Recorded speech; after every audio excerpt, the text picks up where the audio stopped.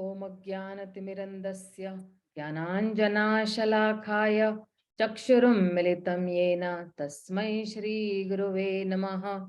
श्रीचैतन्यमनोभीष्टं स्थापितं येन भूतले स्वयं रूप कदा मह्यं ददाति स्वपदान्तिकं। वन्देऽहं श्रीगुरून् श्रीयुतपदकमलं श्रीगुरून् वैष्णवांश्च श्रीरूपं साग्रजातां सहगणा रघुनाथान्वितं तं सजीवं साद्वैतं सार्वधूतं परिजनासहितं कृष्णचैतन्यदेवं श्रीराधा कृष्णपदान् सहगणा ललिता श्रीविशाखान्वितांश्च नमो विष्णुपदाय कृष्णपृष्ठाय भूतले श्रीमते भक्तिवेदांत स्वामिनिति नामिने। नमस्ते सरस्वते देवे गौरवाणी प्रचारिणे निर्विशेष शून्यवादी पाश्चात देश तारिणे। हे कृष्णा करुणा सिंधो दीनबंधो जगतपते गोपेश गोपिका कांत राधा कांत नमोस्तुते। तप्त कांचन गौरांगी राधे वृंदावनेश्वरी वृषभानुसुते देवी प्रणमामि हरिप्रिये। वाञ्छाकल्पतरुभ्यश्च कृपा सिन्धून एव च पतितानं पावनेभ्यो वैष्णवेभ्यो नमो नमः। श्री कृष्णा चैतन्य प्रभु नित्यानंद श्री अद्वैत गदाधर श्रीवासादि गौर भक्त वृंद।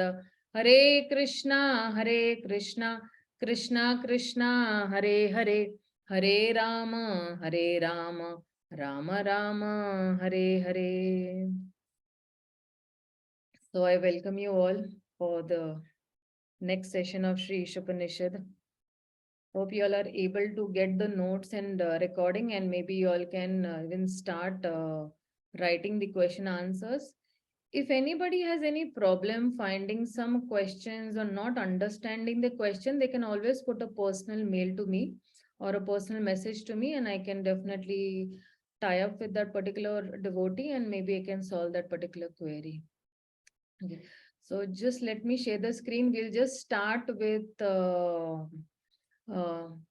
devotees had requested last time that we should start with the invocation and all other what do you say, recitations. So we'll just start with some recitation. So maybe you all can repeat after me. Om Purnamada.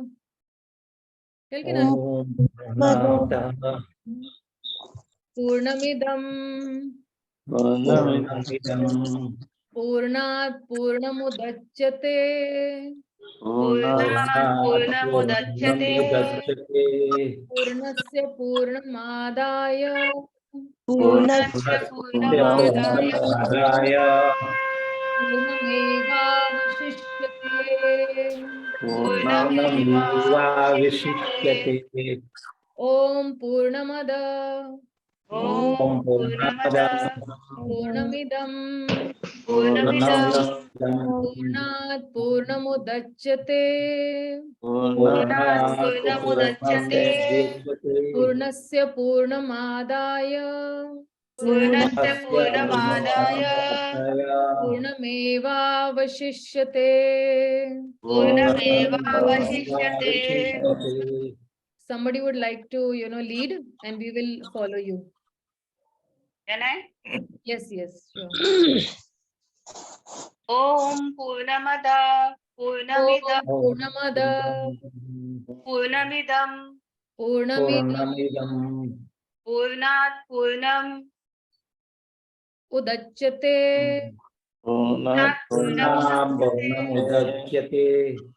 Purnasya Purnamadaya Purnamevavashishyate. Anybody else would like to try? Om Purnamada Om Purnamada Purnamidam Purnamidam Purnat Purnamudachyate Purnat Purnamudachyate Purnasya Purnam Adaya Purnasya Purnasya Purnamādaya Purnameva Vasishyate. Purnamevavasishyate. One more person, one more devotee. Parthasarthi Govind Prabhu, would you like to try? Hare Krishna. Okay, Mataji. Om Purnamada Om Purnamada Purnamidam Purnamidam Purnata Purnam Udachyate Purnat Purnamudachyate Purnasya Purnam Adaya Purnasya Purnamadaya Purnamiva Vishishyate. Purnamevavasishyate. Thank you so much. We'll just go to the next. See why this exercise is there, because these two shlokas are going to come for your shloka test. So this is like a ground practice. If we keep on, chanting regularly basis, then these two shlokas will be, by hearted by all. Okay, the next one. Isavasyam idam sarvam. Ishavasya idam sarvam Yat kinchi jagatyam jagat. Yat kinchit jagatyam jagat Tena taktena bhunjita.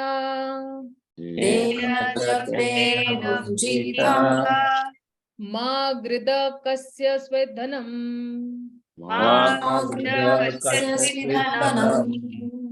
Ishavasya idam sarvam.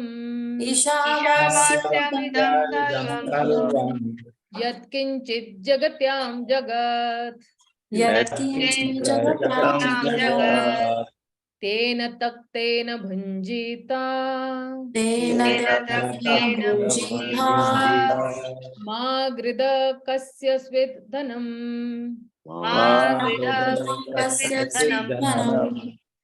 Anybody else would like to try? Sushil Prabhu, try. Ishavasya idam sarvam Ishavasya idam sarvam Yatkincha jagatyatam jagat Yat Yat kincha kincha jagatyam jagat Ena tvaktena bhunjita Tena taktena bhunjita Vagritaha kasya svidhanam Magrada kasya siddhanam. Anybody else would like to try? Mataji, I'll try. Yes, sure. Isavasyam idham sarvam. Ishavasya idam sarvam Yat kincha jagatyam jagat. Yatkincha jagatyam jagat Tena tyaktina bhunjita.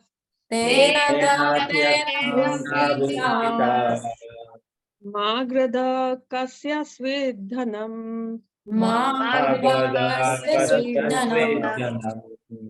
Yeah, thank you, devotees.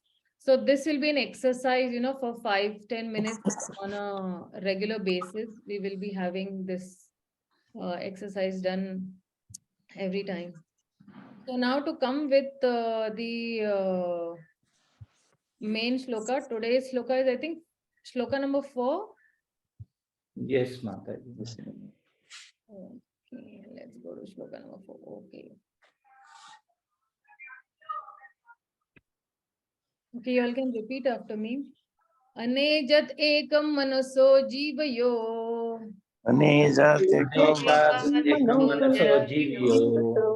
Nena deva apuvan purvam arshrita.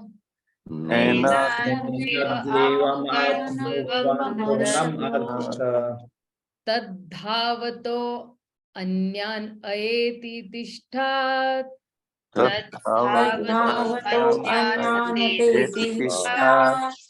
Tasmin apaha matrishvarsha dadhati. Somebody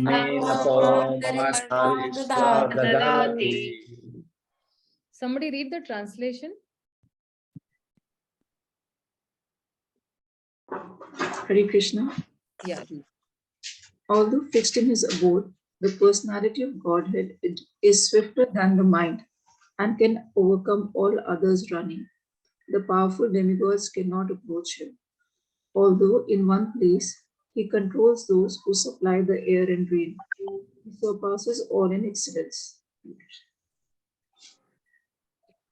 Yeah. So, though the Lord is sitting in his own abode, he is swifter than the mind and come and overcome all the others running. So even if, at the speed of mind, even if I want to try to catch the Lord, it is not possible for me. Even the powerful demigods like Indra, Chandra, Brahma, nobody can approach him. And although in one place, he controls those who supply the air and rain. Air and rain, so Vayu and Indra, he cannot, and he surpasses in all excellence. So these are some of the qualities of the Lord. Read this first paragraph, somebody.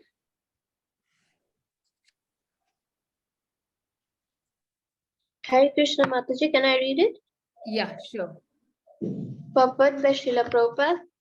The Supreme Lord, who is the absolute personality of Godhead, is not knowable even to the greatest philosopher through mental speculation. He can be known only by his devotees through his mercy. In the Brahma Samhita, it is said that the non-devotee philosopher who can travel at the speed of the mind or at the velocity of the air and who can travel in space for hundreds of years will find the Absolute still far, far away from him. As described in the Upanishads, the Absolute Personality of Godhead has his transcendental abode known as Krishna Loka, where he remains engaged in his pastimes. But by his inconceivable potency, he can simultaneously reach every part of the creative energy. In the Vishnu Puran, this potency is compared with the light and heat of the fire.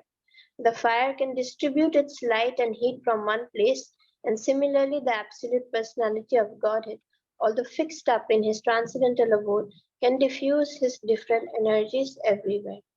Yeah. Thank you so much. So, if you see in this first paragraph that is there, this first paragraph is actually titled The Inconceivable Lord. Means what? The Lord cannot be understood by either speculation.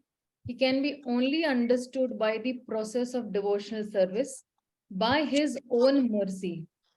So the main theme of this particular mantra text is that Krishna is in his abode, and yet he's simultaneously everywhere.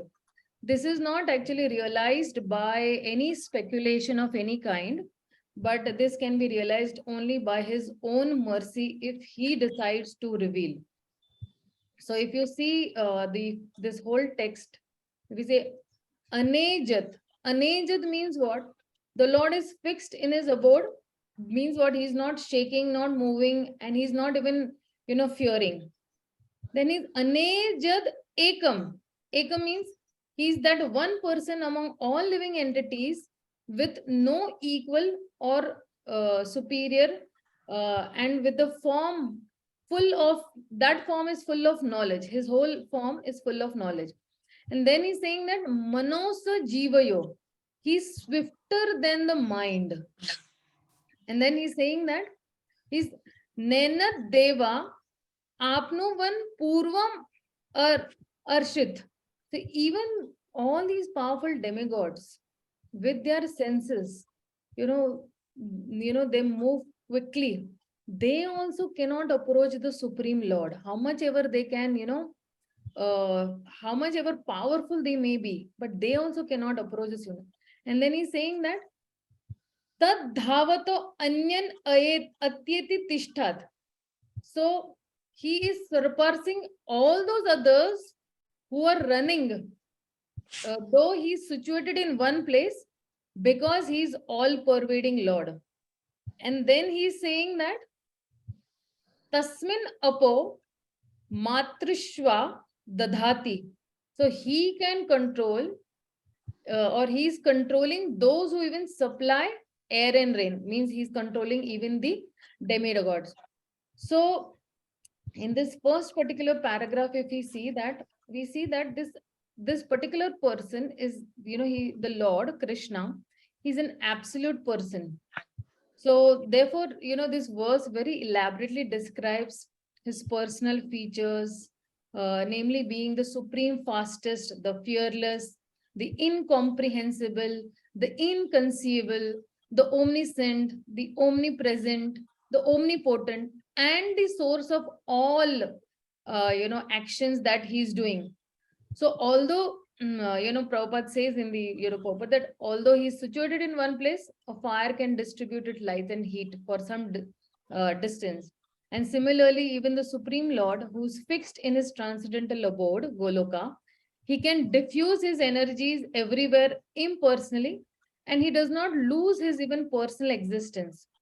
So this particular verse, it mentions, there are three interesting things it's mentioned, and actually there are, there are apparently contradictory characteristics of the Supreme Lord. He says that he walks, but doesn't walk. He's far away also, but he's very close also. He's inside everything also, but he's outside also. So, Srila Prabhupada actually explains in one of his lectures that just like, he gives a crude example that just that, the sun, is at noon time, it's on your head, and somebody is walking, on the eastern side or the western side. He also sees the sun and he's also walking with him. So, so you're thinking that, the sun is walking with you. So, there he says that long ago there were like maybe like some years ago, there was a householder, and his second son, he was 4 years old. So he was walking along and he said, "Oh father, why is the moon coming with us?" So there's an intelligent thing, the child was saying. So similarly, if a material object can walk so swift, we have seen. So even, we are going in an aeroplane or a train, and you will see the moon or the sun, is going along with you.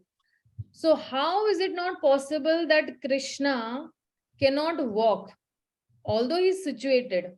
So, we ask, that, okay, where is the sun? Where is the moon? And he'll say, oh, the sun or the moon, is on my head. So you cannot say that the sun is walking, but at the same time, the sun is also walking. And Srila Prabhupada, explains these contradictions as are being established to establish the inconceivable nature of the Lord. So these impersonalists, they accept only the personal feature. Example that, he does not walk, and overlook the personal feature that he walks. And the others, they accept only the personal and overlook the impersonal. But we, the followers of Sri Chaitanya Mahaprabhu, we accept both the features of the Lord, that he walks also and he does not walk also. So if you see the first three lines of this first particular paragraph, it, of the text, it tells you everything that is going to come up, and that it tells you the essence of the whole mantra. Through mental speculation, even the greatest philosophers cannot know the Supreme Lord, who is the supreme absolute personality of Godhead. He can be known only by his devotees' mercy. So now when we say that Anejat, Anejat means the Lord is situated where is he situated? He is situated in his personal abode. And Manaso Jivayo, he is speedy than the mind. And what is the speed of the mind? The speed of the mind is that sitting over here in India, I can think about somebody who is far away, maybe in Dubai or USA or, Australia, anywhere at that particular place. So now actually, this is something very contradictory. If somebody is steady, that somebody is sitting in one place, how can, he be speedy and run fast? But these are the Lord's inconceivable qualities, and the description of these qualities is, now slowly, in the further this is going to start. So in this Ishopanishad, everything about the Lord is being said. So before telling about Ishvara, they are telling that how to approach him, via which we can know him. Somebody might say that, your Lord is really very fast. There must be somebody who can catch him. But no, nobody can catch him. Nena deva apnuvan purvam arshita. Behind him, if somebody is running or walking very fast, still that particular person cannot catch him. He cannot be caught even by the demigods who have so much of ability or competence to do so. Then somebody might say that no, there must be somebody who can catch, run and catch him, like, in the marathon and defeat him. But again, he says that nobody can chase him. Tad dhavato anyan atyeti tishthat. Nobody can excel him in his speed. And tasmin apo matrishva dadhati.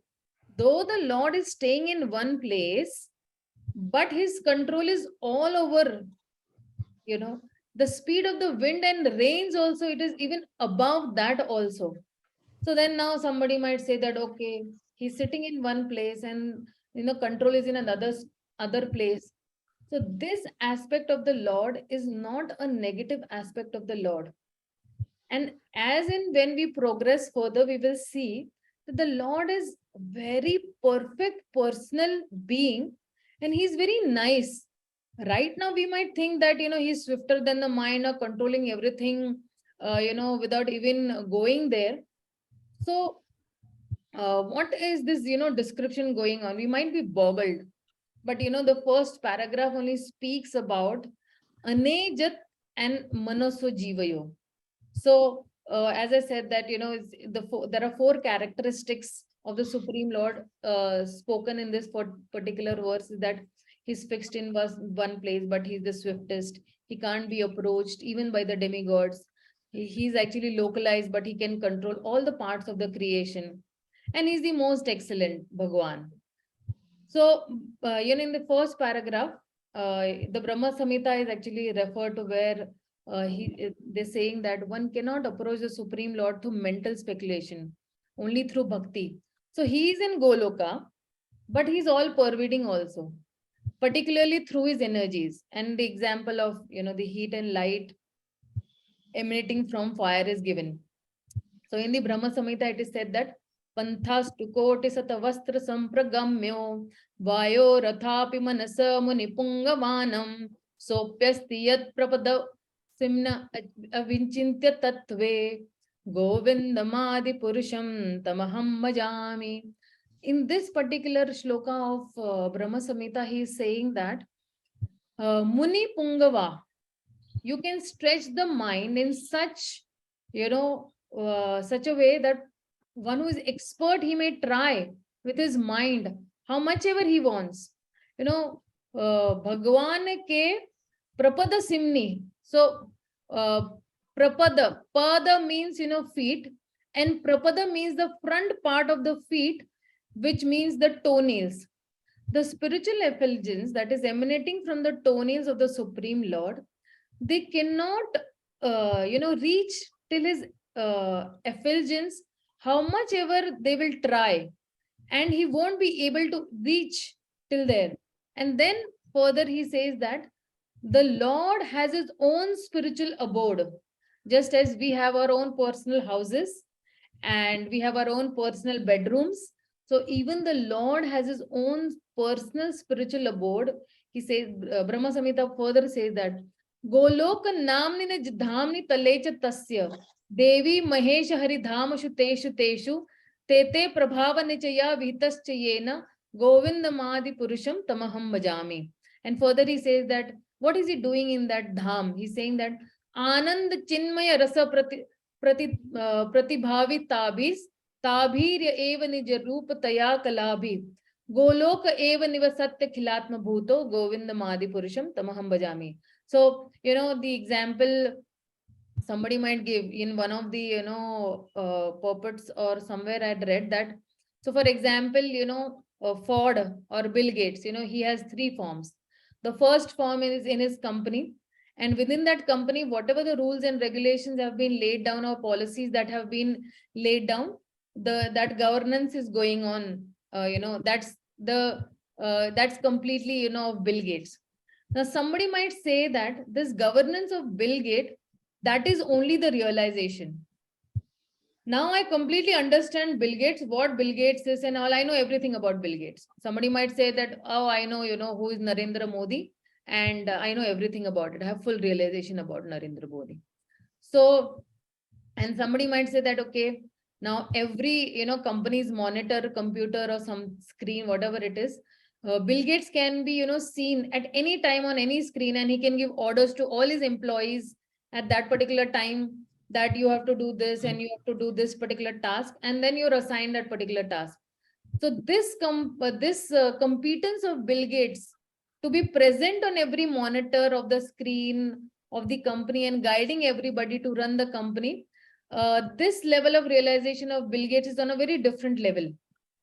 So in reality, somebody might ask is that, who is Bill Gates?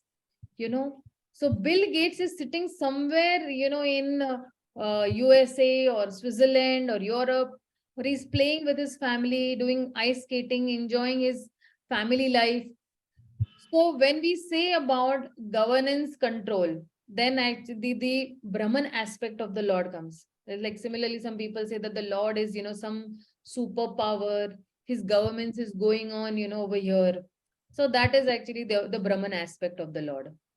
Then, when we say that Bill Gates, the whole, control in every screen monitor, the Bill Gates has been seen.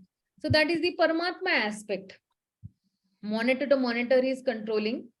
But in reality, he is in his personal abode. Sitting over there, he is controlling. And then we have the Bhagwan aspect of the Lord, where, he's in his own personal abode, Golok Dham, and he's enjoying with the Gopas and the Gopis. And he's, enjoying over there. So now somebody might ask, so over there also he has his three Shaktis, the Antaranga Shakti, the Bahiranga Shakti, and the Tatastha Shakti. So now how to know all this through bhakti? We can understand all this and not by any logic. Krishna says in the Bhagavad Gita, 7.7 chapter, I think it's the 7th shloka, he says that Matta Parataram Asti Kinchit Asti Dhananjaya. So in the Bhagavad Gita, the Lord says that there is no one superior to me. That is the position of the Lord. And if somebody becomes superior than God, then he is not God. Nobody can be equal or superior to God. And therefore, we say that God is great. Now, there it is said that Anejat Ekam Manaso Jivayo. Although fixed up in one place, still his speed is swifter than any speed.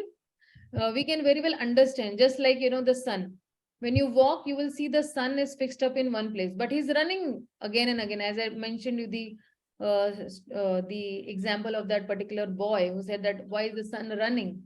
And even we can increase our speed, but still we cannot overcome. This is the practical experience even we have. And sometimes, running in the aeroplane also, we have seen that you see the sun, but although, the sun is fixed up, but he's running in the same speed that we are running in. So this is a material thing, this particular sun. Then what to speak about the Supreme Spirit? The speed of the Spirit is the greatest, even, more than the material speed. So suppose, we are here and we have to go, to some other place, and we want to return back to that particular place, and we take the most speedy, instrument or the speedy vehicle, like an aeroplane.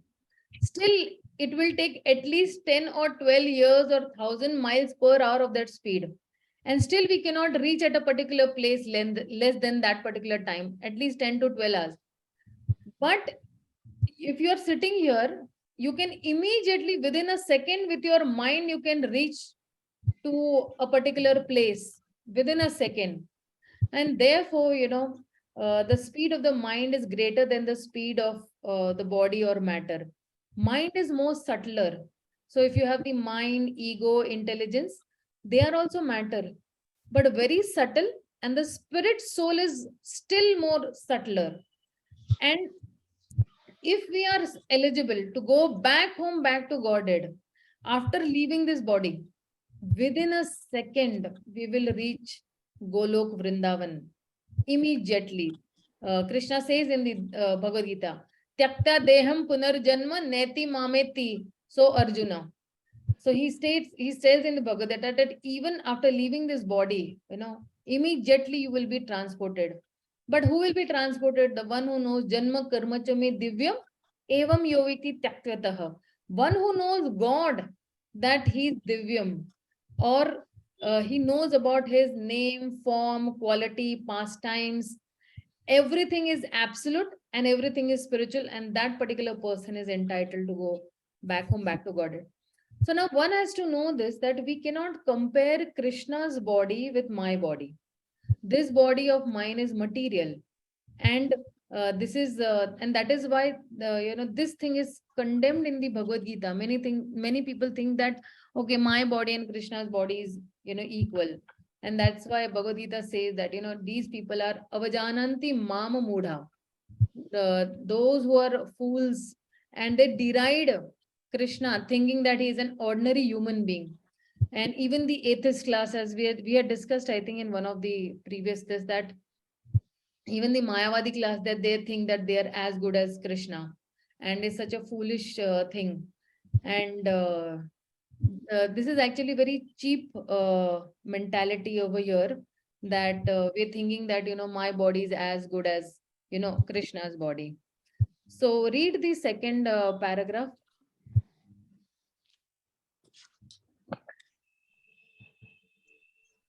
Although these energies are innumerable. Although his energies are innumerable, they can be divided into three principal categories: the internal potency, the marginal potency, and the external potency. There are hundreds and millions of subheadings to each of these categories. The dominating demigods, who are empowered to control and administer such natural phenomena as air, light, and rain, are all classified within the marginal potency of the absolute person. Lesser living beings, including humans, also being to the Lord's marginal potency. The material world is the creation of the Lord's external potency, and the spiritual sky, where the kingdom of God is situated, is the manifestation of his internal potency. Yeah, read this third paragraph also, because both are connected. Thus, the different energies of the Lord are present everywhere. Although the Lord and his energies are non-different, one should not mistake these energies for the supreme truth, nor should one wrongly consider that the Supreme Lord is distributed everywhere impersonally, or that he loses his personal existence. Men are accustomed to reaching conclusions according to their capacity for understanding, but the Supreme Lord is not subject to a limited capacity for understanding. It is for the reason that the Upanishads warn us that no one can approach the Lord by his own limited potency. Yeah, thank you so much. So in this particular paragraph, what they are trying to say is that uh, there are different Shaktis of the Lord, or there are different energies of the Lord. And what is Antaranga Shakti, what is Bahiranga Shakti, and what is Tatastha Shakti. So what is Antaranga Shakti? Antaranga Shakti is the spiritual energy of the Lord. The Bahiranga Shakti is the material sky, or wherever we stay over here, like it's a prison house. Just like a king who has, his favorite queen and not so favorite queen. So who is the Bahiranga Shakti? The Bahiranga Shakti is the Maya Devi. And Maya Devi is her, work is to get Jiva online. And then we have the Tatastha Shakti. Tatastha Shakti is the Jiva, is we the Jivas. And why is it called Tatastha Shakti? Like if you see on a beach, which remains under either the influence of the water, or it remains under the influence of the sand. Similarly, we are also the marginal energy of the Lord. So the Jiva is either under the influence of the Antaranga Shakti or the Bahiranga Shakti. So according to his desire, wherever he wishes, he can stay. So now the jiva has to decide where he wants to stay.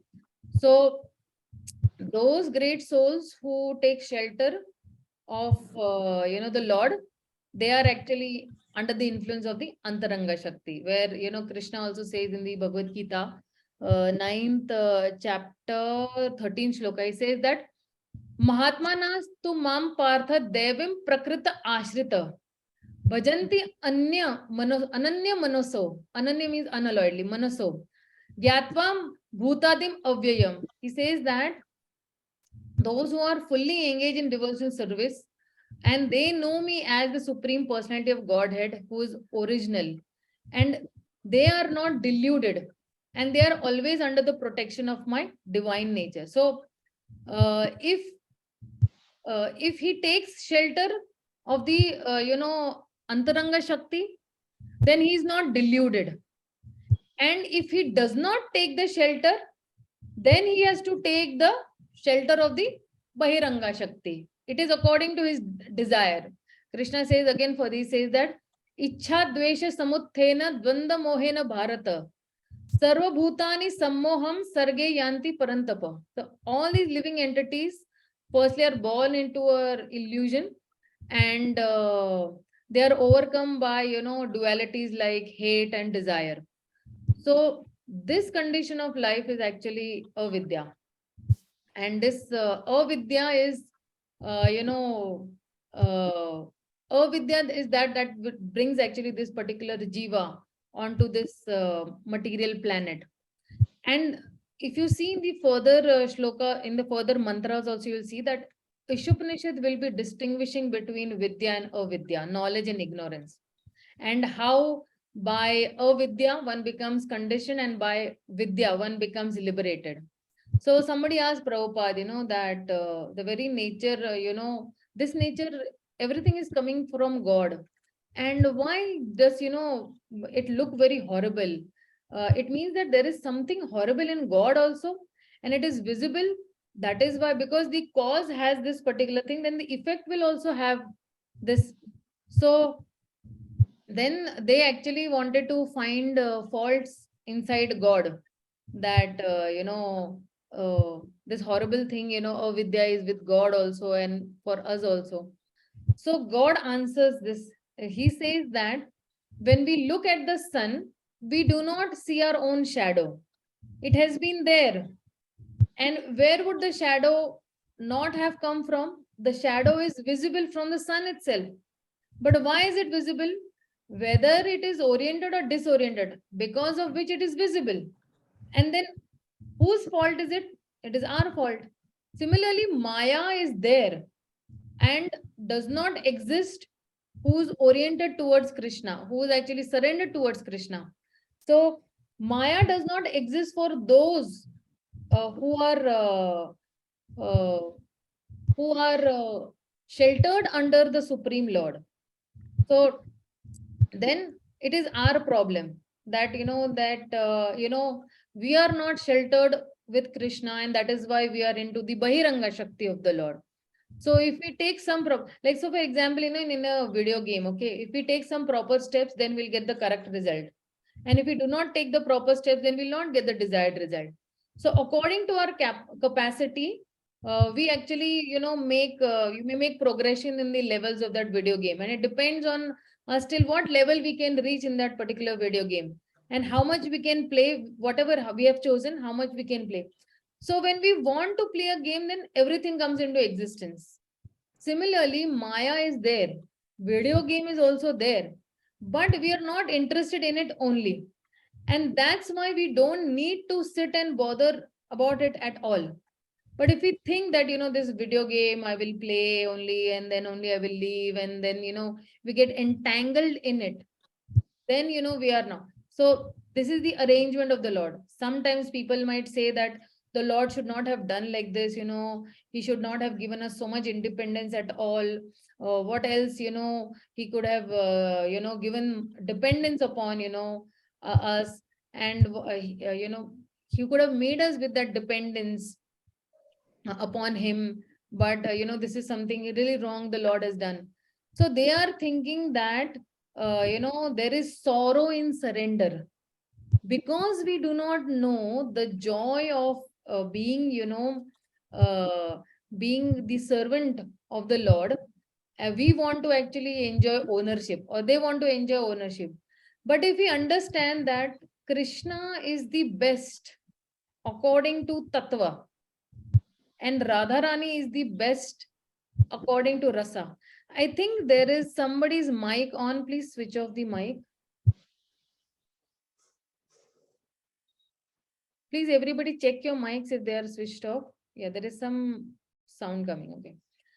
So this tattva, that is the Krishna tattva, keeps running behind Yashoda, keeps controlling Krishna.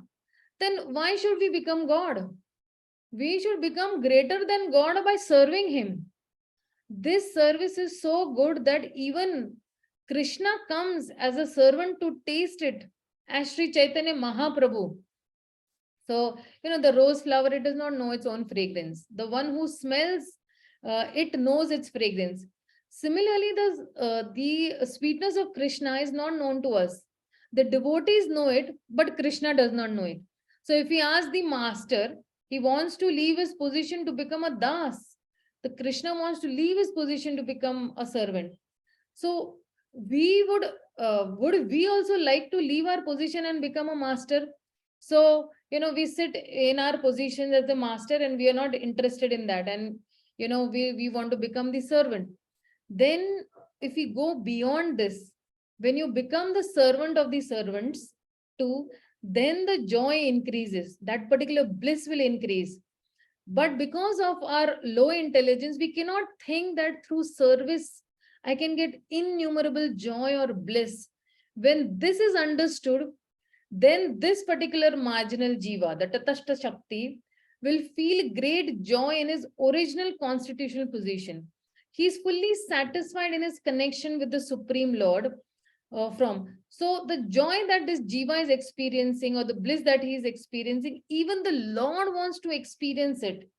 So from Tattva point of view, Krishna is the supreme. And from Rasa point of view, then the devotee is supreme. And because the devotee controls Krishna, and he has certain features which Krishna does not even know. Who does not know? Krishna himself does not know that, I have some sweetness. So now, do we have a problem of becoming a servant of Krishna? No. Do we have a problem becoming, the servant of the servants? This is very important philosophy. Otherwise, we'll always be taking this problem and not progressing in spiritual life. Because we forget that, we are the servant of the Lord, then we have come down from that position and become a marginal jiva. So we must be happy in serving the Lord, or in the servitude attitude. And God is one, but moreover, according to Chaitanya Mahaprabhu, one God is Krishna. That, he's the coward boy of Vrindavan who chooses to, expand himself unlimitedly. Still, he remains the same one supreme to increase his own pleasure. And Srimad Bhagavatam also says that Ete Chamsa Kalapumsa Krishnastu Bhagwan Swayam, the Supreme Personality of Godhead now. And if the Lord is Bhagavan, then this Bhagavan has three energies. That is the Antaranga Shakti, that is the internal potency, the Bahiranga Shakti, that is the Maya Shakti, and the Tatashta Shakti, or the Jiva Shakti. And we Jivas, that living entities, we are constituted of this marginal potency, and we are situated in between the internal potency and the external potency. And even the Vishnu Purana, it says that Vishnu Shakti Para Prokta Kshetragnya Tatha Para Avidya Karma Samrita Shakti Rishyate. So he says that Lord Krishna naturally has three energetic transformations. His embodiment of multifarious inconceivable spiritual potencies, that is Parashar Shaktir Vividheva Suryate Swabhaviki Jnana Bala Kriyacha. The Shweta Upanishad is saying that each potency acts very naturally, Swabhaviki, in sequences providing him full knowledge, Jnana. and Bala also, power, and Kriya also, the pastimes. So Para Shakti also, it is known as the internal potency, and this internal potency is providing the Antaranga Shakti. So although, this inherent spiritual potency is one, it is manifesting in three different features. That is Bala, that is strength and opulence, that is the Sandhini Shakti of the Lord. Then through Jnana, knowledge, called the Samvit Shakti. And then the Kriya Shakti, the pastimes known as, the Halladini Shakti. So Krishna, says that Devi hi esha gunamai mama maya duratya. This particular energy of mind, this divine energy of mind, it is consisting of three modes of material nature. And this particular energy is very difficult to overcome. So, and this is being conducted by his, will, his divine will, this material nature. And though this particular material nature is inferior, it is acting very wonderfully in the construction also and the destruction of this cosmic manifestation. And even the Vedas, they also confirm that, although Maya is, false or temporary, the background of Maya is actually the Supreme Lord, who is like a magician and who is the Sarva Loka Maheshwara, who is the Supreme Controller also. So, Mayam tu Prakritim Vidyan Mainam tu Maheshwaram. In the Shvetanishta Upanishad, they are saying that. And then there is one more shloka which says in the Upanishad that Alladinya Sachidananda Ishvara. I just forget that particular shloka. It says that the Supreme Personality of Godhead, he is the Supreme Controller and is full of transcendental bliss. And he is accompanied by, the Halladini Shakti, the Samvit Shakti, and the Sandhini Shakti. And even when, when Sri Chaitanya Mahaprabhu was trying to tell this to Sanatan Goswami, something of the extent of the 1/4 of Krishna's energy, Chaitanya Mahaprabhu said that, it means Chaitanya Mahaprabhu cited this example from the Srimad Bhagavatam, in which, Brahma, who's the Lord of the universe, he came to see Krishna at Dwarka. And then he actually inquired from Krishna that, are there any other Brahmas also besides me? And upon hearing this, Krishna smiled and at once, and he called for so many Brahmas from so many universes. Somebody had 4 heads and somebody had 10 heads and somebody had thousands of heads. So the 4-headed Brahma, when he saw so many other Brahmas coming to see Krishna and to offer their respects, he was very much, boggled. He was very much confused, and he could not even count the Brahmas who were coming, to offer obeisances to Krishna. And seeing such wonderful exhibition, the 4-headed this Brahma, he became so very, humbled. And he began to think of himself as no more than, just a, mosquito in the midst of so many huge elephants. And each of those Brahmas, they saw Krishna, and each of them thought that he is the Brahma in this particular universe. And the 4-headed this Brahma, then he is actually seeing Krishna and he's seeing the other Brahmas also. And he fell at the lotus feet of Brahma, that what I thought was, something really very nonsensical. And you may say that, everyone may say that, we know, what is perfection. And, but I do not know what is perfection. I cannot even begin to conceive how great you are. You're beyond my, understanding, or beyond the conception, beyond my conception. So this particular universe is only, 4,000,000 miles broad. And then Krishna is informing Brahma that, there are millions and millions of universes which are far, far greater than this particular material universe also. And some of these are even trillions of miles broad of these universes, and they do not require only one 4-headed Brahma. They may require, 10-headed Brahmas also, or 1,000-headed Brahmas also. So, and, when even also before this also, if you see that when Lord Brahma, after he had stolen, Krishna's calves and cowherd boys, Krishna had exhibited this transcendental opulence by recreating all the stolen calves and cowherd boys, in his Vishnu expansions. And he had seen that, he had seen that basically he wanted to try to show Brahma or try to make Brahma realize that, there is not only one Brahma you're thinking, but there are many other Brahmas also. And then Brahma is, offering his prayers that, where, big learned scientists and men cannot even estimate the atomic constitution of this particular planet or a single planet, and how many molecules over they might count of snow in the sky or the stars in the space.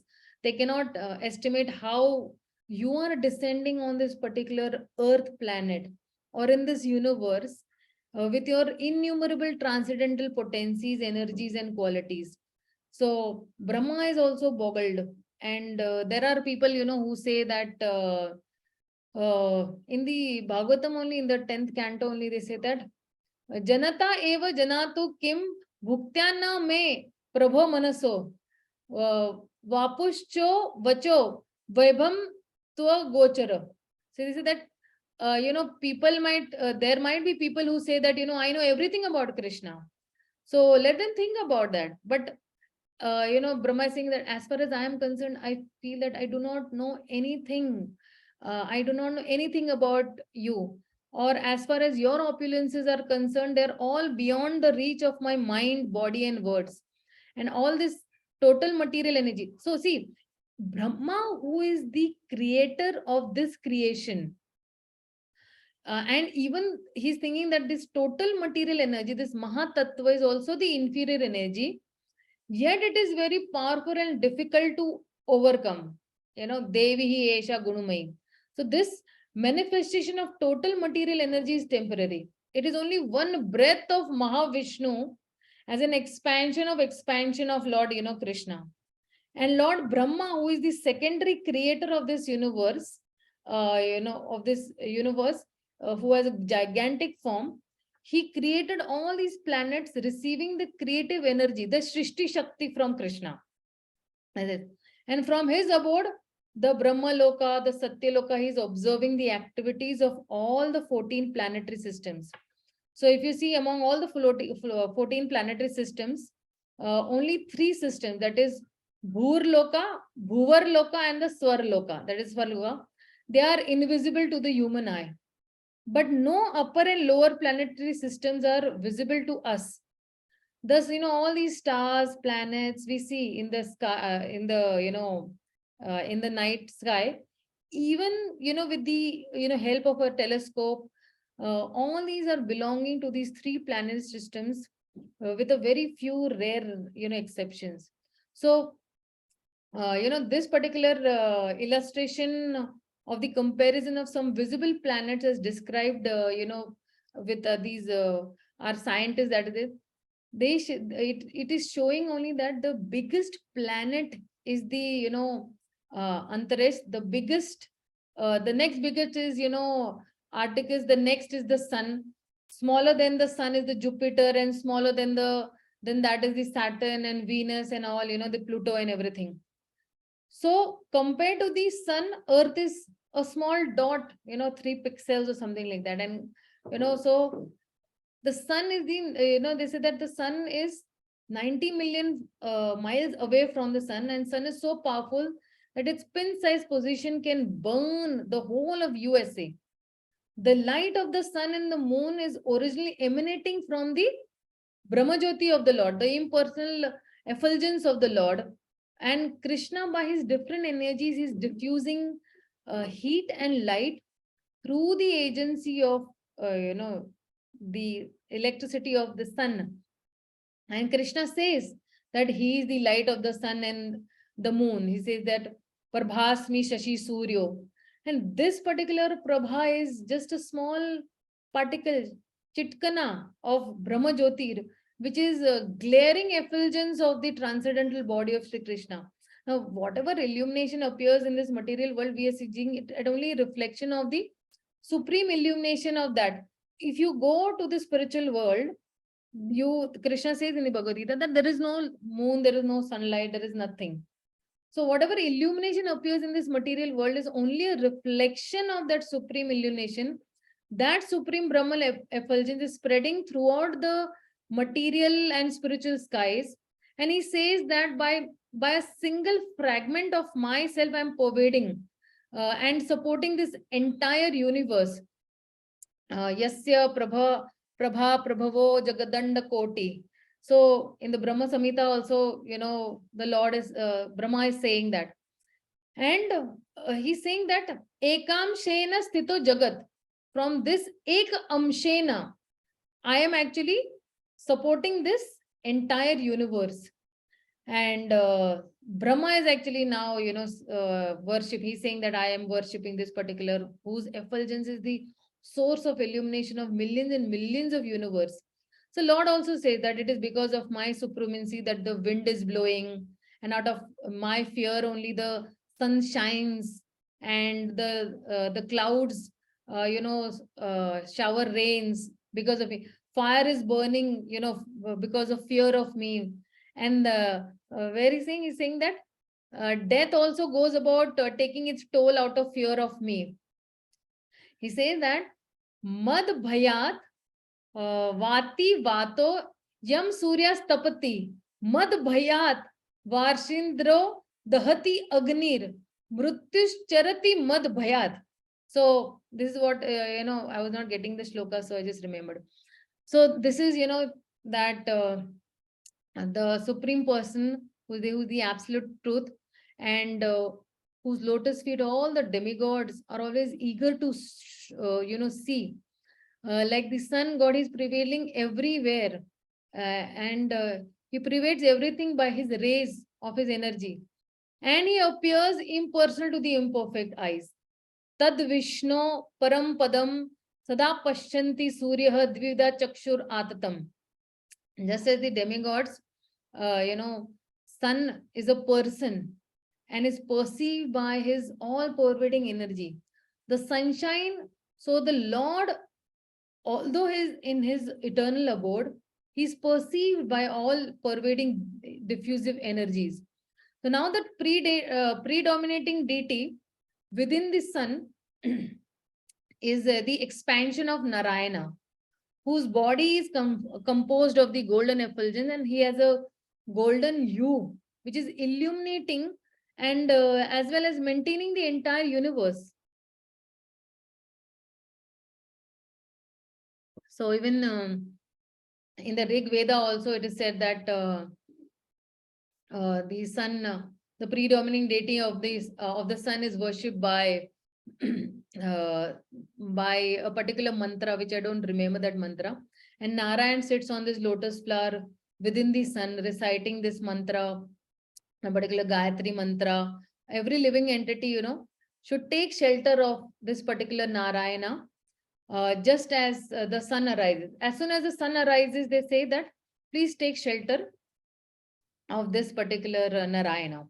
And that is why we are chanting the Gayatri mantra 3 times a day. We chant the Gayatri mantra to invoke that auspiciousness for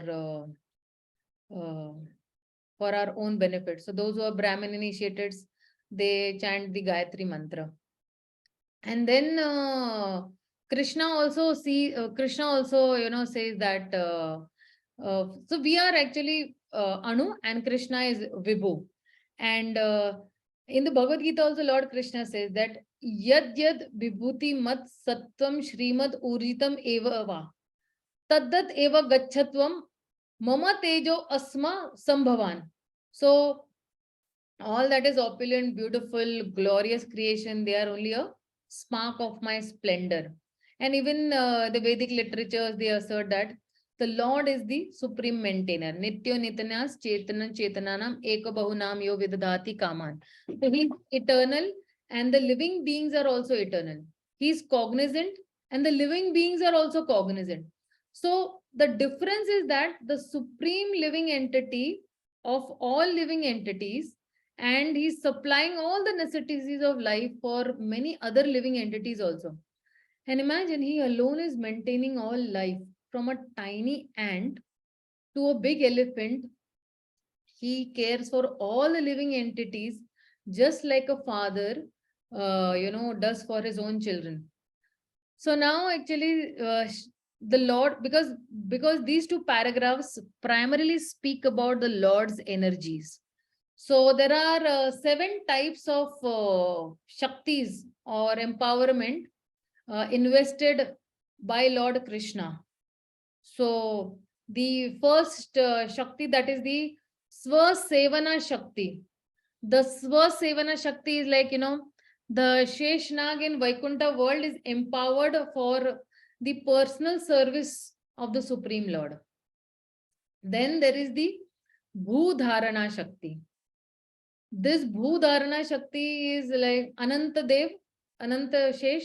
He is empowered to bear all the planets within this universe. That is the Bhudharana Shakti. Then there is the Shrishti Shakti. Shrishti Shakti means he is empowering Lord Brahma with the energy to create the cosmic manifestation. Then there is the Jnana Shakti. Jnana Shakti is that the Kumaras were specially empowered to distribute transcendental knowledge. That is the Jnana Shakti. Then there is the Bhakti Shakti. Narad Muni is specially empowered to distribute devotional service. So if you see, Narad Muni is just like, touchstone. Wherever he goes, he's, he's awarding everybody Bhakti Shakti. Whether it is Mrigari, whether it is Dhruva, whether it is Prahlad Maharaj or anybody. So that is called the Bhakti Shakti. Then there is the Palana Shakti. Palana Shakti means where Maharaj Pruthu was specially empowered to rule and maintain the living entities on this earth planet. That is called Palana Shakti. And then there is the Dushta Damana Shakti. Dushta Damana Shakti means what? Parshuram was specifically empowered to cut down the rogues and demons. Dushta ka daman karna. To, kill the rogues and demons. That's the, Dushta Damana Shakti. So then in paragraph 3, they're saying that nobody can approach the Lord by his own limited potency. Though these potencies are not to be seen, but there is a person behind these potencies. So in the 3rd canto, where, there is, I think, a fight between Hiranyaksha and the Lord. So he did not know that God is the greatest of great and the smallest of smallest. And the Lord cannot be captured. Nobody can capture him or bring him under his control. But this Hiranyaksha, or the demonic people, always attempt to measure the length and breadth of the Supreme Lord. And by his inconceivable potency, the Lord can become the universal form. As in the Bhagavad Gita, he showed his universal form. And at the same time, he can remain within a very small, tiny matchbox also of his devotees as their worshipable deity. Like if you see, Shaligram Shila is so small. Like even I have a very small Shaligram Shila. It can come into a matchbox also. So there are many devotees who keep a, statue of the Lord in a small box and carry it with them, wherever they're going every morning. They worship the Lord in that particular block. So the Supreme Lord is not bound by any measurement or calculation. He can remain with his devotee in any suitable form, and yet he is unapproachable by any amount of demonic activities. So now if we want to approach the Lord, then what we need to do is we need to surrender to him. And again, there is no difference between the personality of Godhead and the impersonal Brahman. People think that impersonal Brahman is different and the personality of God is different. Now, how then can the Lord have so many things to do, whereas the impersonal Brahman, it is just stated to have nothing to do either materially or spiritually. So if the Lord is ever unborn, how then is he born to the son of Vasudeva Devki? He is fearful even to Kala, the supreme fear. And yet the Lord is afraid of fighting Jarasandha and takes shelter in a fort. Now, how can one who is full in himself take pleasure in the association of so many women? How can, he take the wives and, he actually, got married to the 16,108 wives and the princesses and take pleasure, in the how perfectly he was behaving like a householder, and he was taking good care of his wives, family members, children, parents, his relatives. So all these are very, contradictory happenings which are bewildering even to the greatest learned scholars, who cannot understand whether inactivity is a fact or whether his activities are only imitations. Now then, somebody might ask, then what is the solution? The solution is that the Lord has nothing to do with anything mundane. All his activities are transcendental. And this cannot be understood by any mundane speculators. Because for these mundane speculators, there is certainly a kind of bewilderment. But for the devotees, there is nothing astonishing in this. Okay, if somebody has faith, then he will say that, okay, what was the Lord doing? He was passing, an elephant through a needle. So that faith, the devotees will have. And though the Brahman conception of absolute truth is certainly the negation of these mundane activities, but the Parabrahman conception is also with transcendental activities. So one who knows the distinction between the conception of the Brahman and the conception of the Supreme Brahman, now he is definitely a transcendental. He's a real transcendentalist. There is no bewilderment for such a transcendentalist. So even for devotees, there is no, this bewilderment. And because the Lord himself in the Bhagavad Gita is declaring that even the great sages and demigods can not know him or his activities and his transcendental potencies, then what to speak of, the others. So this is the explanation for paragraph 3 and 4. So read the fifth paragraph. Let's see what is saying about the fifth paragraph.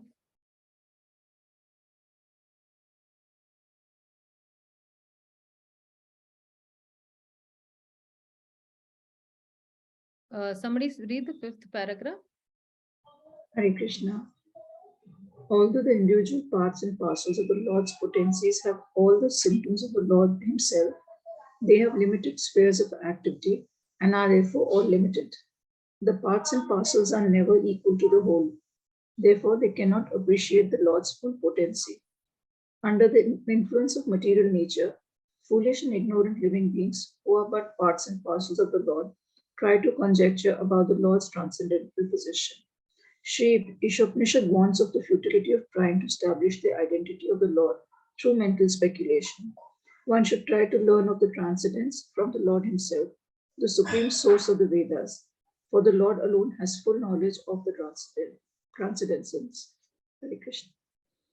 Yeah, thank you so much. So now this particular, paragraph of the fifth paragraph, it says that the Lord says in the 10th chapter, he says that Name vidu suragana prabhava na maharshaya aham adir hi devanam marshinam cha sarvasha. He says that neither the demigods or any sages, they know my opulences, and they do not know also that I am the source of, them as well, the source of the demigods and sages. So even the demigods and sages, they cannot understand Krishna. They can neither understand his name or his personality.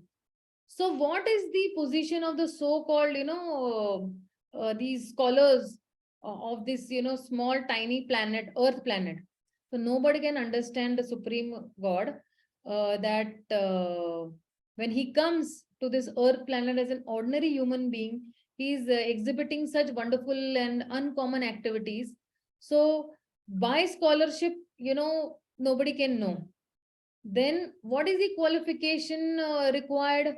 Then the qualification required is that only by love you can understand. So one should know that the scholarship is not a qualification to understand Krishna. And even big demigods, and they have also tried to understand Krishna by their own mental speculation, but they have failed to do so. And even even if they speculate to the limits of their imperfect senses, they can reach to only some very opposite conclusion, like they'll reach till impersonalism of something that is not manifested by the three qualities of this material nature, that is Rajagun, Satogun, or Tamogun. And they can only imagine something by mental speculation, but it is not possible to understand Krishna by such foolish speculation. So now over here they're saying that here the Lord indirectly is saying that if anybody wants to know me or the absolute truth, I am present here as a Supreme Personality Godhead. I am the Supreme. One should know this. Although one cannot, understand his inconceivable, potencies, or who's personally present, but he's still existing. And we can actually understand Krishna, who is eternal, full of bliss and knowledge, simply by studying Bhagavad Gita and Srimad Bhagavatam, the scriptures. So this conception of God has some ruling power that, that, okay, he's the impersonal Brahman and can be reached by persons who are, in the inferior energy of the Lord. But the personality of God cannot be conceived unless one is in that particular transcendental position. Till the time he does not take the shelter of the Antaranga Shakti, he cannot conceive the Lord at all. The Lord cannot be conceived. But, most men cannot understand Krishna in his actual situation. And by only his causeless mercy, when he descends to this particular earth planet to show favor, that time only they can understand the Supreme Lord. And those devotees who are fully surrendered unto the Supreme Personality of Godhead can understand him by his own grace. The devotees of the Lord, they do not, bother about the impersonal Brahman conception of the Lord, because their faith and devotion has brought them to that surrender level immediately to the Supreme Lord. And then out of his causeless mercy, they can easily understand Krishna. So nobody else can understand him, not even the great list. So then they say that, okay, what is Atma? What is the Supreme? It is he whom we have to worship. We have to worship the Atma of the Supreme Lord. So then the Supreme Personality of God head is described in the Vedic literatures as that. They say that Tvam Ishwaram Param Maheshwaram Tad Devatanam Param Cha Daivatam Patim Patinam Param Prathasad Vidama Devam Bhuneshwam Idyam Na tasya karyam karanam cha vidyate na tas samas cha abhaktyas cha drishtate parashar shaktir vividhaiva suryate subhaviki jnana bala kriyacha. So, he is the supreme controller of all other controllers. He is the greatest of all the, planetary systems. Everyone is under his control. All the, entities are also delegated with particular power by the Supreme Lord. And they are not supreme themselves. Who is the supreme? Krishna is the supreme and worshipable also by the demigods. And he is the supreme director of all the directors. And therefore, he is, transcendental to all these material leaders and controllers and worshipable by all. So they're saying that there is no one greater than him, and he is the supreme cause of all causes. So even Brahma also says in the Brahma Samhita, he says that Ishvara Parama Krishna Sachidananda Vigraha Anadir Adir Govinda Sarva Karana Karanam. So he does not, possess some, bodily form like, ordinary living entities have. And it's not like that, okay, there is no difference between his body and his soul. He is absolute. All his senses are transcendental.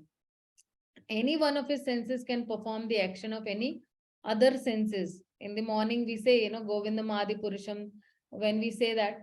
So, therefore, there is no one greater to him or equal to him. And his potencies are, multifarious, and his deeds are also very, automatically performed in a very natural sequence. Nobody has to, frame those activities for him. And since he's he has full opulence, or everything in his creation in his full opulence, he is existing in full truth. There is no duty for the Supreme Lord to perform. And one who is receiving the results of work has some designated duty. Now see, we also have our own duties, okay? Duty as a teacher, duty as a mother, duty as a sister, wife. But one who has nothing to achieve within the 3 planetary systems, certainly he will have no duty.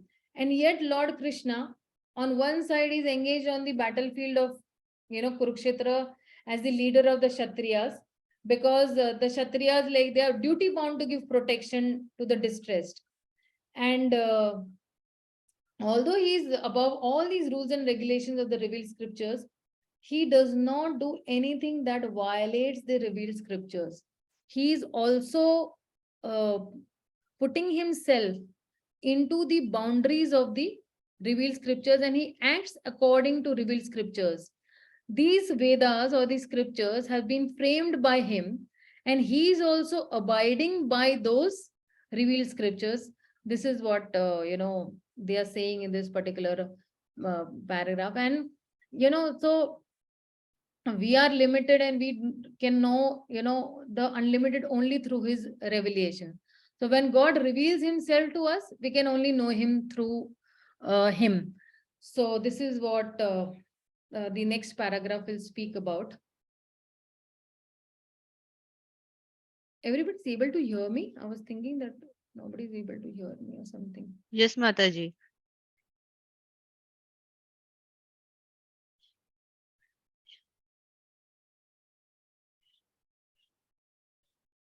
So we read the 5th paragraph, right? We read this paragraph? Yes, Mataji. Yeah, we read this paragraph. Read the 6th paragraph, because the 5th and the 6th are actually connected, but read the 6th paragraph, then I'll explain you all together these 2 paragraphs. Hare Krishna. Every part and parcel of the complete whole is endowed with some energy, particular energy to act. Yeah, sure. To act according to the Lord's will.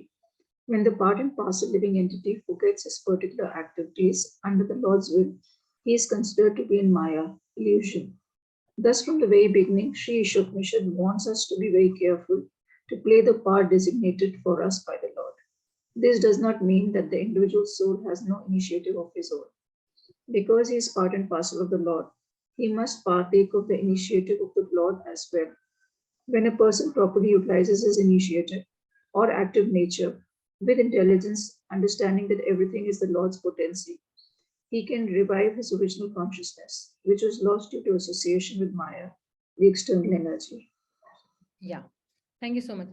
So now actually, if you see that in the 5th paragraph, they say that we are limited, and we can know the limited only through his revelation. When God reveals himself, we can know only through him. So the limited can realize the unlimited Lord only by his own grace, or by his personal appearance. So if we read actually the 10th chapter of the Bhagavad Gita, 10.3, 4 and 5, you will see that what are the different personalities that arise from God. And we will come to know that, okay, the Lord is unborn, he's beginningless, and he's the supreme Lord of all the 3 worlds. And he's not, deluded, like how the men are deluded, and the Lord is free from all the sins. And we'll also know that, okay, the Lord, is full intelligence, and the Lord has different qualities, like he has truthfulness, and he's full of bliss, and he does not fear birth, death, old age, and all these qualities, are created by the Lord. So if the Lord has intelligence, the living entities also have intelligence. If the Lord has knowledge, the living entities also have knowledge. If the Lord is free from distress, the living entities also can be free from distress. So these are the qualities that are created by the Lord in all these living entities. And the Lord then, says that, these divine qualities, like this ability to acquire knowledge, or the ability to perform these austerities, or anything that is there, it comes from me only. So if, through logic, we can understand God, and so sometimes might be like, we can just understand in that way, that somebody might say that, okay, if logic can understand God, then logic becomes God, which is logically not possible, because logic is a subset of God's creation. And that is why we can know the Supreme Lord only through his own revelation. So there are two ways to gain knowledge in this world. The first is through science, and the second is through spirituality. So let's see, what is the difference between the science and spirituality. So what could be one of the similarity of science and spirituality is that both are in search of the absolute truth, who is the cause of all causes. So even a scientist is thinking, okay, what is the cause of this particular thing? But the scientists say that there is a grand unified theory, that is the gut theory. There will be, such and such a particular equation which is written, and in which all the powers of this world have a, natural phenomena. What is their reason? And we will tell you everything in one equation only. But the spiritualists say that, no, it is not gut, but it is God. So, and who is not God? He is matta parataram nanyat kinchit asti dhananjaya. Mai sarvam idam proktam sutre manigana iva. So Krishna is saying that I am that sutra that binds together. And the scientist and the spiritualist goal is only one, that is to find the supreme absolute truth. So so this is this is one of the similarity. Then one more similarity they have, that they have this theory, experiment, and conclusion. So they have this theory, okay, that they have their own theory. But what is our theory? Our theory is like the sambandha gyan. Sambandha gyan means you are not the body, but you are the soul. Then they have the experiments, okay, they keep on experimenting. But we also have our own experimentation, the abhideya, that, okay, we have our abhideya as, the temple rupee laboratory that we call people in. We ask them to chant the Hare Krishna Maha Mantra. And, we ask them that, okay, your Chetna rupee yantra, please utilize this particular thing and you get purified.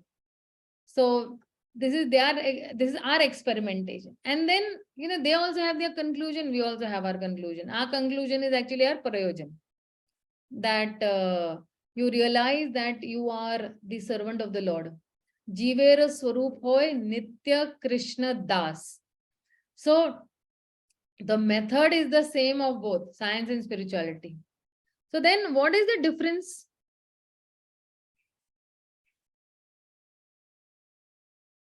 Between science and spirituality? So science is based on pratyaksha and anuman. And spirituality is based on Shabda Pramana. And this is only called revelation.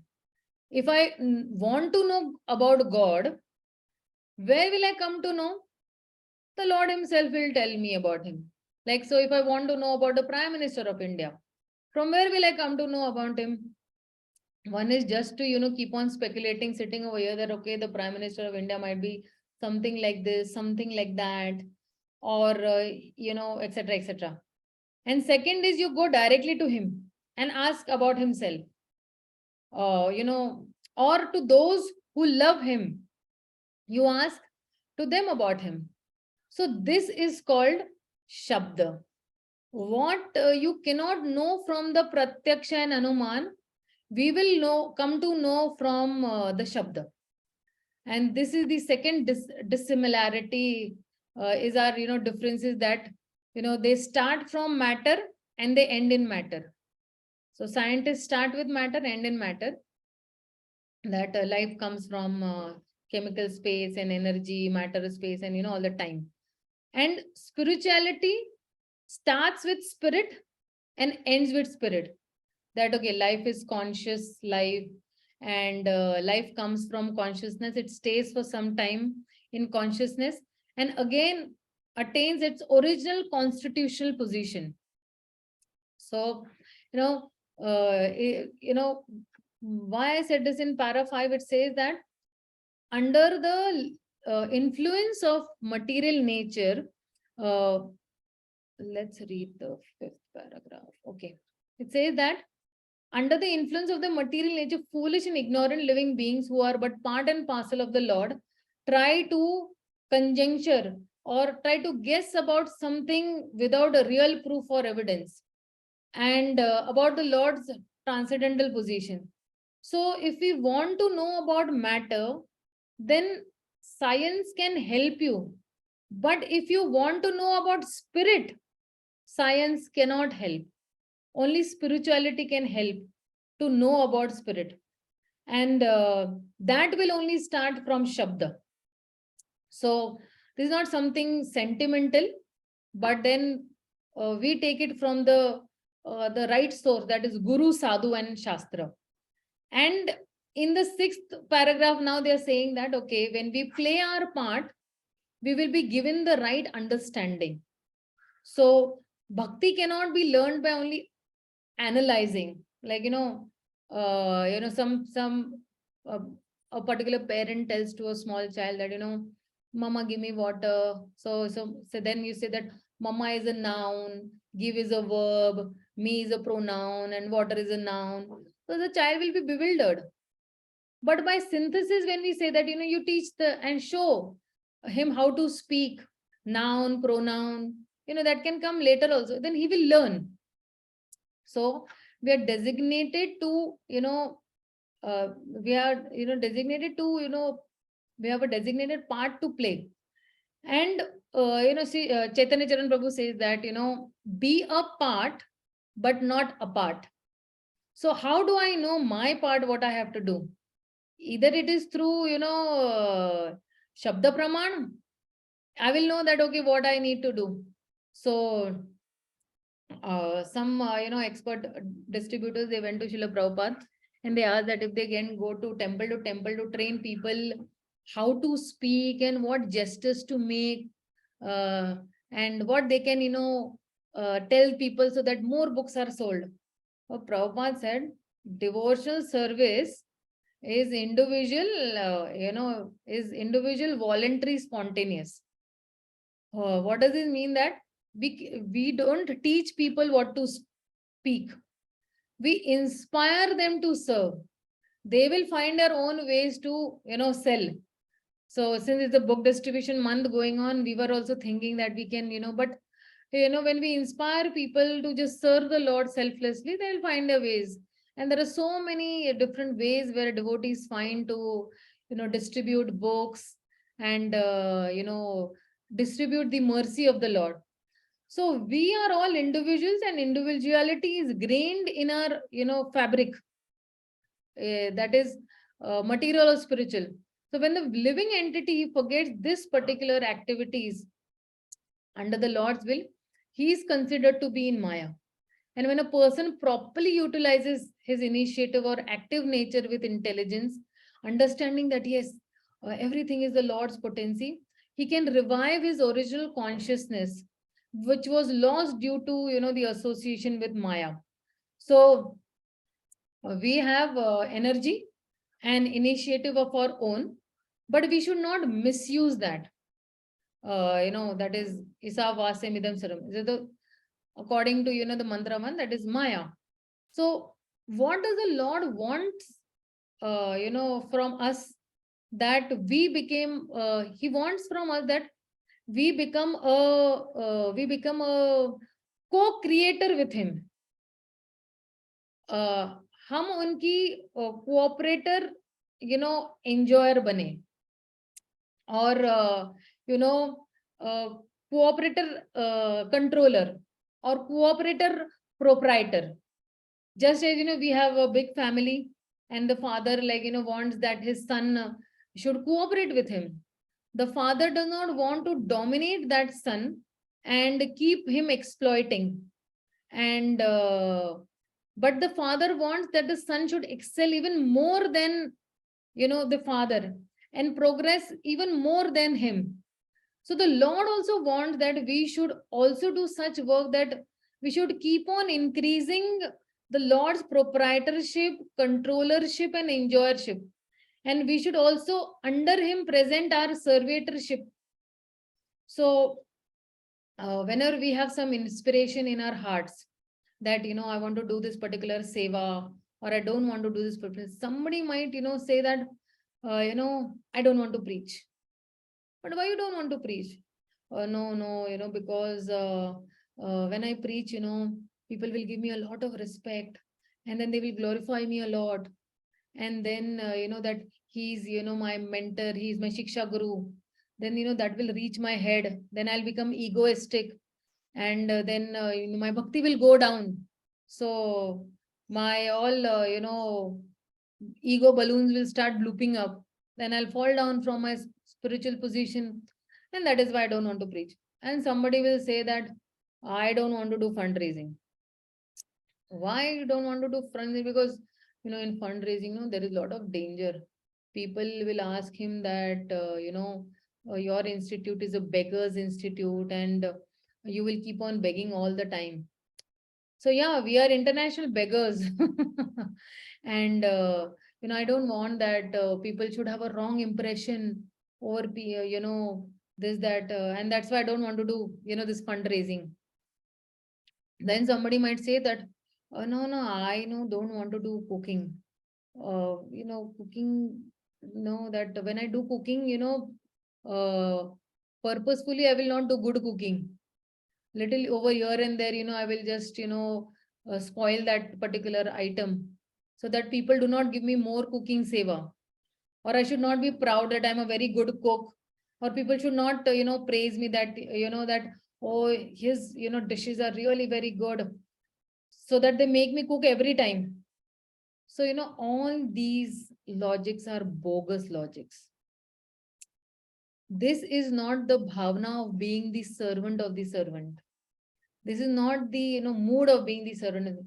It might seem that, I'm doing something really very great, that I do not go for preaching, and I do not go for fundraising, or I do not go for cooking, because I'll be proud of my services. But we have to accept those challenges for preaching, fundraising, and, deity worship. Why? Because doing these things, we have to remain humble. This is our job. So what is the, problem? Our problem is that we think that my birth and activities are divine.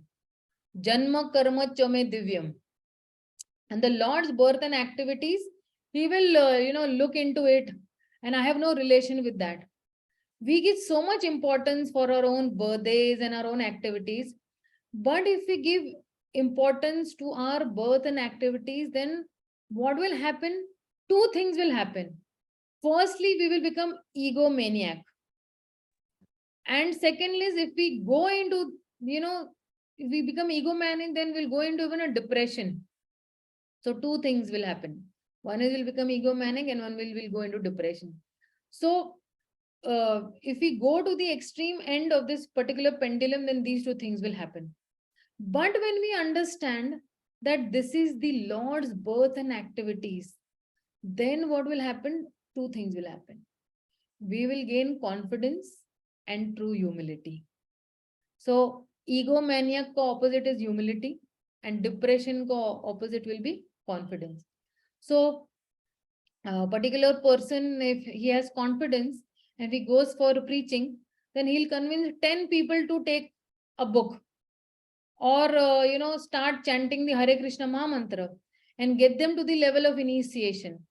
So this is his confidence, that he thinks that the Lord has given me this capacity, ये क्षमता मुझे दी हुई है, and I should engage it in the service of the Lord. I do not want to sit idle in one place. So this combination of confidence and humility, we want this. So that's why whatever inspirations we get in our heart, we should not suppress those inspirations. So somebody might say that, somebody might have a very good confidence that, all the temples that I have in my city, I will go around and make every pujari a devotee and teach them how to chant, how to offer food to the Lord, and give him one small Charigalam Shila and tell him that, okay, offer first this to him and then to the other demigods that you have in that particular temple. So in this way, he will offer food also. And our organization, the ISKCON organization, does not need to open any, so many centers also. These pujaris only will, run different temple according to our standards. We just have to guide them from one way. We'll just be guiding them, and how to celebrate different, festivals or Rath Yatras or anything. And the thing will keep on going in these temples will run in a Krishna conscious way. So, such ideas, if some very loopy ideas or some very wonderful ideas we have, we should not suppress them. And Prabhupada says this in this purport also. He says that, let me read the purport. He says that, thus from the very beginning, Sri ISHOPANISHAD warns us to be very careful to play the part designated for us by the Lord. This does not mean that the individual soul has no initiative of his own, because he is part and parcel of the Lord.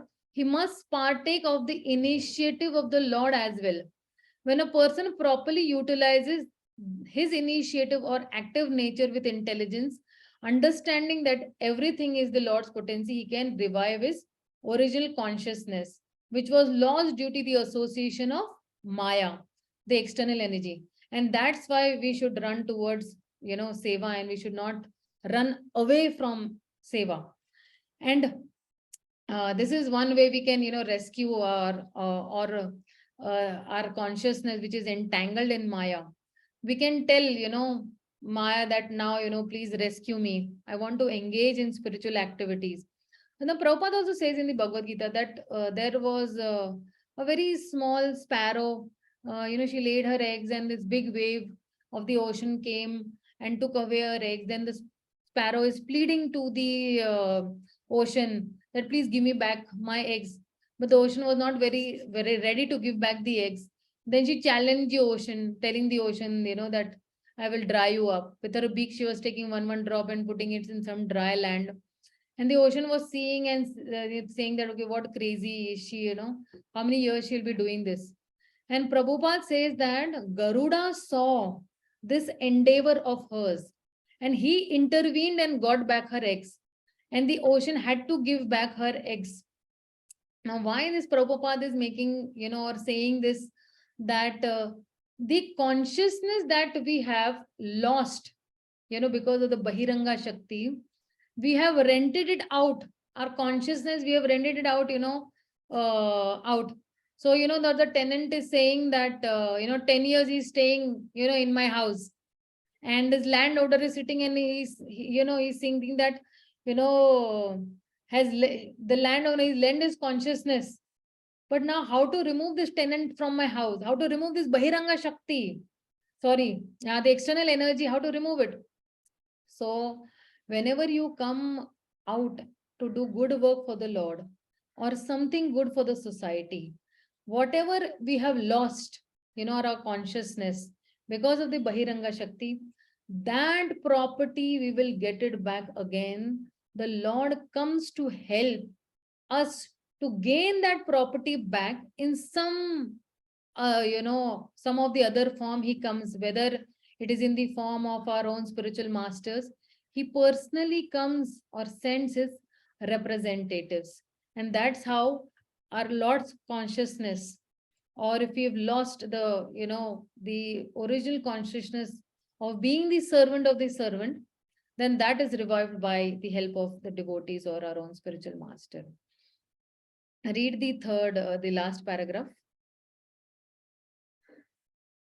Give me 1 minute, okay? Yeah. Hare Krishna. All power is obtained from the Lord. Therefore, each particular power must be utilized to execute will of the Lord and not otherwise. The Lord can be known by one who has adopted such a submissive service attitude. Perfect knowledge means knowing the Lord in all his features, knowing his potencies, and knowing how these potencies work by his will. These matters are described by the Lord in the Bhagavad Gita, the essence of all the Upanishads. Yeah. Thank you so much. So now in this last paragraph, they're saying, Prabhupada is saying that, and that is why Prabhupada, he advertised the first book he advertised was actually Nectar of Devotion. And now he's advertising Bhagavad Gita. So somebody is working in a company and the government gives him, a house to stay in or use a vehicle, or, gives, travel allowance or daily allowance. So he's got all these facilities in this house. He's given a printer also, and he's given an Apple laptop, and many other facilities is being given by the government. All these facilities are given to him to serve the company. But if this particular person, he says that, okay, I'll just pick up, any of these, pens from the company for my own children, for my own, enjoyment, and I will not tell anybody that this is free stationery. So, and, I'll remove lots of printouts and all. So then that is not proper. Knowing the 64 qualities of the Lord, these energies, how they work in relation to the Lord, this is called full knowledge. That how all these different energies are working in relation to them, and how I also have to act in relation to the Lord. This is what is being said in the 7th, paragraph. So I rest my Vani over here. If anybody has any questions, queries, comments, you are free to ask. I'm very sorry, but this whole 4th mantra, I wanted to complete the 5th mantra also. We have to complete actually two mantras in one class. So, but we are able to complete only one mantra at this time. So let's see how it goes. But I was thinking that even if I'm going in details, it is good so that whenever we also have many challenges in life, or we also have many decision taking in life where we are stuck between the Antaranga Shakti or the Bahiranga Shakti, where do I move? So then definitely we will opt for the Antaranga Shakti. We will not opt for the Bahiranga Shakti and be allured by the Bahiranga Shakti or the external energy of the Lord, that is Maya Shakti. Yeah, you all can ask questions. Hare Krishna Mataji. I don't have a question, but I wanted to check with you. Right now, we are just listening. I can speak for myself. My involvement is limited, so I want to go deeper. For that, can you share some questions worded differently, which will make us think and start responding and writing, so that we may start using our heads and what we figured in the class? Perfect, perfect.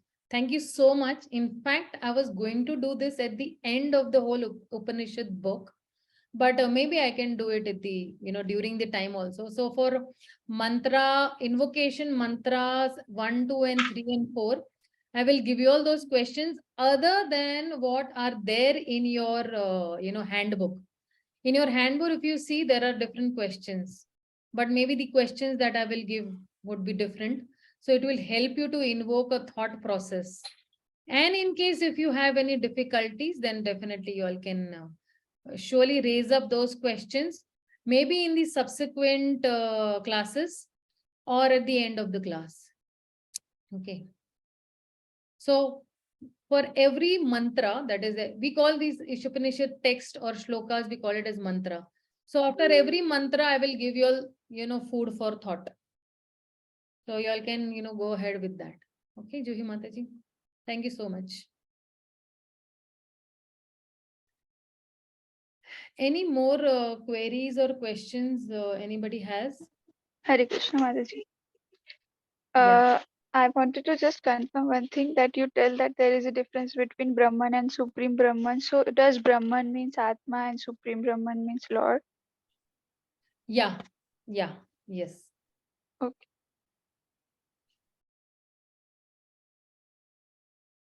Any more questions? Okay. In case anybody has any queries, you all can post it to me on my personal, WhatsApp group also.